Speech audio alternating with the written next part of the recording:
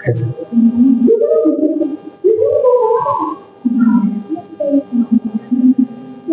आगे भी जा सकते हो।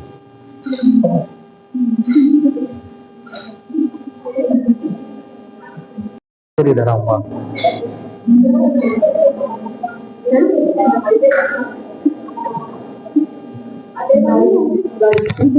Good morning, welcome all of you. The today topic is equisetum. Equisetum is a pteridophytes.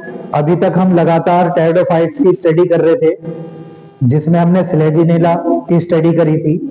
आज हम इक्विसिटम को देखेंगे। इक्विसिटम मेनली जर्नली से हम हॉर्स टेल के नाम से जानते हैं। तो हॉर्स की जैसे टेल्स होती है, उसी तरह से इसकी स्ट्रक्चर होती है हॉर्स टेल की तरह, जैसे हॉर्स टेल के नाम से ये जाना जा रहा है। टेरिडोफाइट्स है ये। और कुछ हम इसकी पहले बेसिक स्ट्रक्चर देखेंगे, जर्नल इंट्रोडक्शन देखेंगे। सबसे पहले मैं लूंगा सिस्टमैटिक पोजीशन। सिस्टमैटिक पोजीशन में साइफोनोप्सीडा, इक्विसिटेस, इक्विसिटेसी, इक्विसिटम। अगर हम इसका डिस्ट्रीब्यूशन देखेंगे तो डिस्ट्रीब्यूशन में ये जो इक्विसिटम है, ये लगभग इसकी 25 स्पीसीज हैं, और जिसमें 5 स्पीसीज जो है हाइब्रिड है। इसकी 5 स्पीसीज कैसी हैं? हाइब्रिड है। 20 जर्नल स्पीसीज है। तो पहले इसका थोड़ा जर्नल इंट्रोडक्शन में हम देख रहे हैं। हॉर्स टेल के नाम से जाना जा रहा है। अगर इसके टेरिडोफाइट्स के हम कुछ कैरेक्टर्स देखें तो स्पोरोफिटिक बॉडी है, जो कि डिप्लॉयड स्टेज होती है। स्टेम इसकी जो है जॉइंट है, रिब्ड है। लीव्स देखें तो स्मॉल है, स्केल लाइक है, वर्स में है। स्टीलर सिस्टम इसमें साइफोनोस्टिक स्टीलर सिस्टम है। और स्पोरेंजिया इसमें पाए जाएंगे, स्पोरेंजियोफोर है।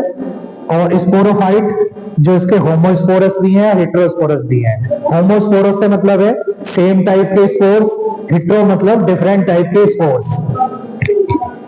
अगर हम इसकी स्पीसीज देखें तो हमें जर्नली जो एक मेन स्पीसीज है इक्विसिटम डिफ्यूजन स्पीसीज है इसकी। हैबिट देखें तो ये हार्विसियस, पेरेनियल और राइजोमेटस है, यानी कि राइजोम्स में पाई जा रही हैं।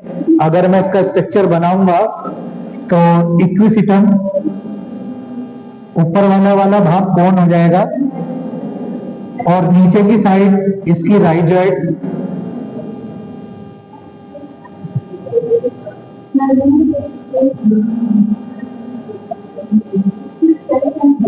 यानी कि मेन इसका ऑर्गन जो है कौन है। अब हम थोड़ा लाइफ साइकिल को देख लेते हैं, बाकी बात थोड़ा डिस्कस बाद में करेंगे। जैसा कि आप देख रहे हैं इक्विसिटम स्पोरोफाइट लिखा हुआ है, सभी इधर ध्यान से देखें। इक्विसिटम स्पोरोफाइट जो कि डिप्लॉयड स्ट्रक्चर है। स्पोरोफिटिक प्लांट है, पहले शुरू में बताया स्पोरोफिटिक प्लांट है ये। स्पोरोफाइट है इसके अंदर।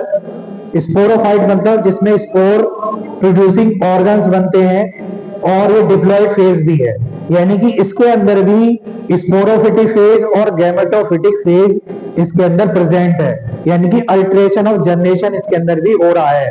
जैसे कि हमने पिछली लाइफ साइकिल में पढ़ा था कि अल्टरेशन जनरेशन क्या होता है। अल्टरेशन जनरेशन वो होता है जिसके अंदर स्पोरोफाइट स्टेज और गैमेटोफाइट स्टेज दोनों होती हैं।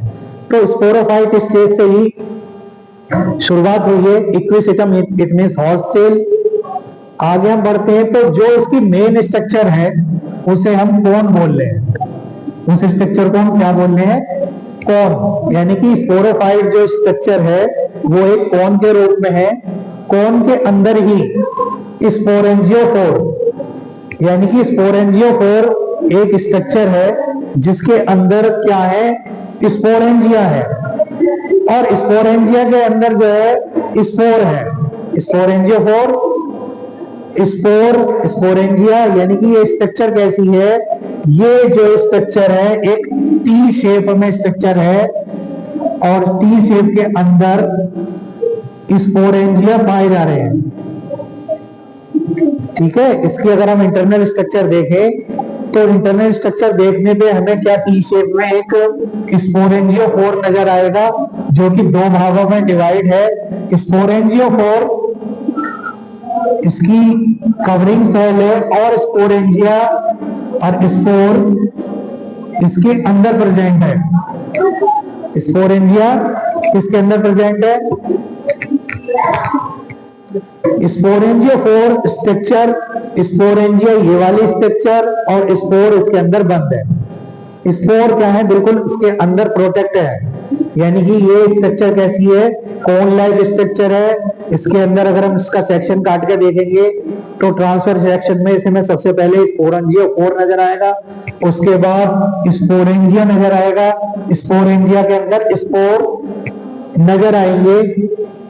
स्पोर भी किस कैसे? डिप्लॉयड स्पोर है। ये डिप्लॉयड स्पोर है क्योंकि स्पोरोगेटिक फेज है, तो मेन इसका ऑर्गन जो है स्पोर है, डिप्लॉयड स्पोर है इसके।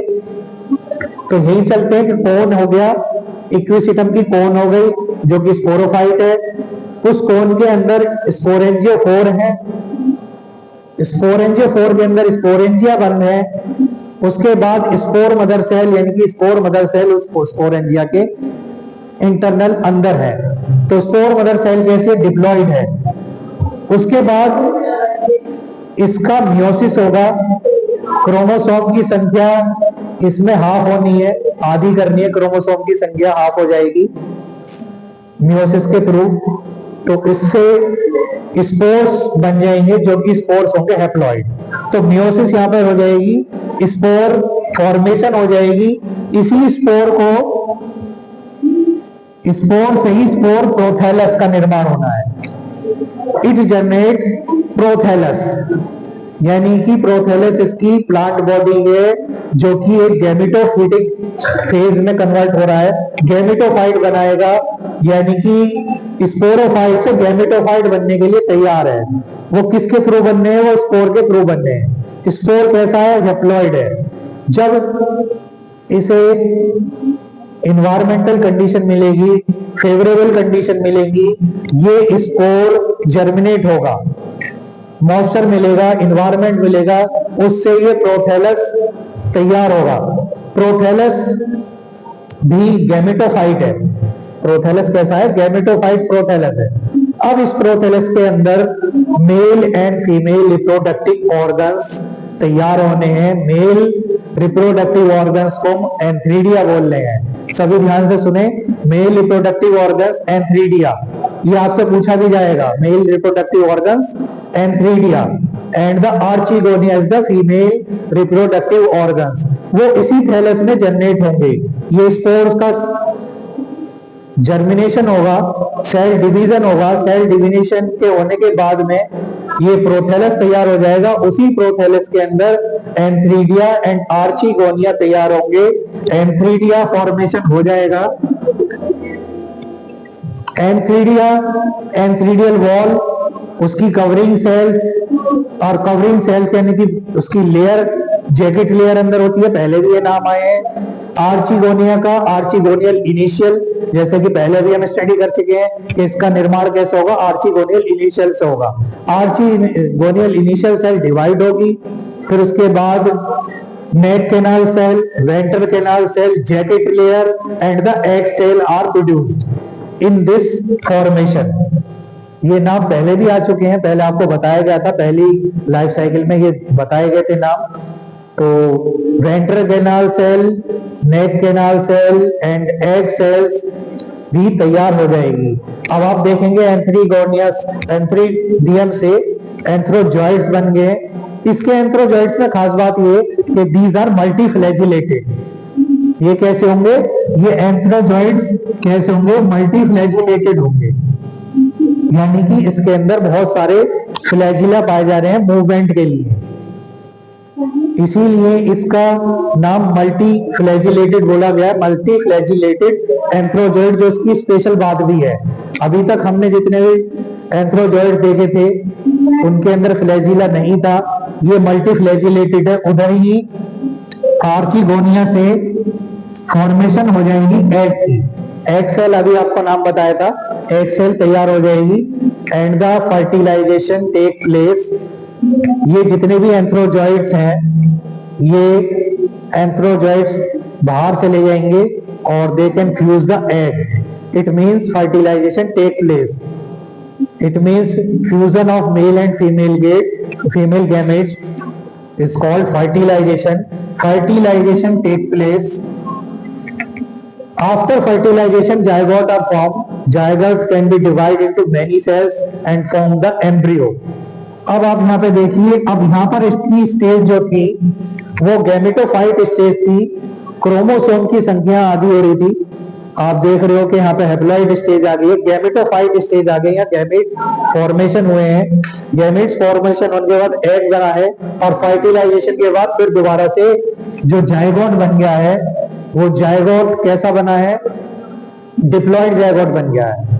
अब जायगोट का सेल डिवीजन होगा और वो धीरे धीरे उसकी संख्या, सेल्स की संख्या बढ़ेगी और बढ़ने के बाद एम्ब्रियो में प्रोड्यूस हो जाएगा, यंग एम्ब्रियो बन जाएगा। एम्ब्रियो बनने के बाद यंग स्पोरोफाइट, अब डिप्लॉइड प्लांट फिर दोबारा से इक्विसिटम का तैयार हो जाएगा और यंग स्पोरोफाइट फिर दोबारा से एक नए स्पोरोफिटिक इक्विसिटम को तैयार करेगी। तो ये एक लाइफ साइकिल आपको बताई गई थी जो आपको तैयार करनी है। और स्पेशल बात ये थी कि इसका एंथ्रोजॉइड्स जो है, एंथ्रोजॉइड्स मल्टीफ्लैजिलेटेड है और इसके बाद में स्पोर्स भी हैं। प्रोथैलस में ही एंथ्रीडिया आर्चिगोनिया बनना है, एंथ्रोजॉइड्स बनने हैं और उसके बाद में इक्विसिटम का एक स्पोरोफाइट प्लांट तैयार हो गया है। और बाकी हम नेक्स्ट जो है नेक्स्ट वीडियो में देखेंगे। Thank you very much all of